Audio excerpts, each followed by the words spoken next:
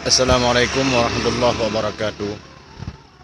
Alhamdulillahi rabbil alamin, wassalatu wassalamu ala asyrafil anbiya'i wal mursalin wa ala alihi wa sahbihi ajma'in.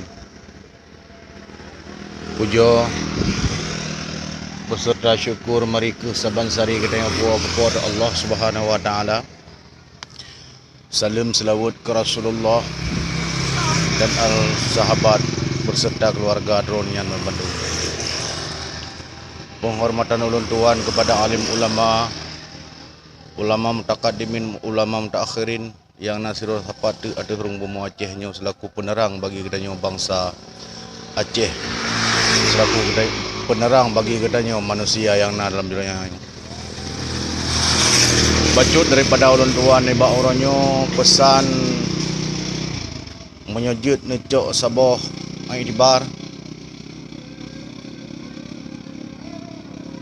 nu tolong orangnya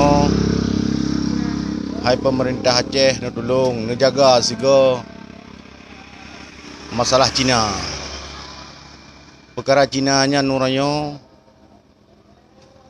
nyen ke perkara dunia yang baik sampai orangnya awaknya orangnya itamang Aceh dengan seludup orangnya nyen penyakit yang dibai dari nanggro-dro ya ba kena ba katanya orangnya perkara Cina ino ya Aceh sengap tahat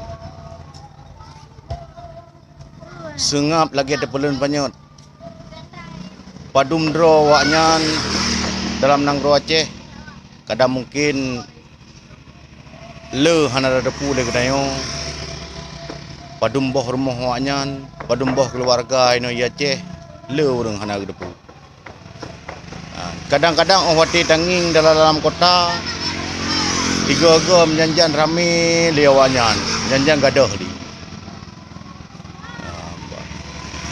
Nyan hai pemerintah Aceh baik tuan.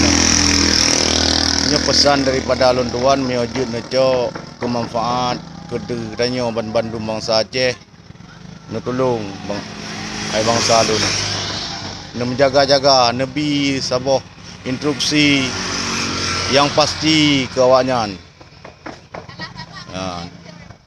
bejek ke sabah peringatan baik sampai orangnya awaknya padu-padu mendro sagai orang wati akhir-akhir kali awaknya orangnya tanpa ada ketahui monyo na ne pantau-pantau alhamdulillah tapi ne tolong nyan bunan bako dak sampai penyakit yang na di nanggro ji ya ba kenayo ulam nanggro Aceh yang tayo cinta yo no kementang dari lun terima kasih. Assalamualaikum mulia nanggro Aceh.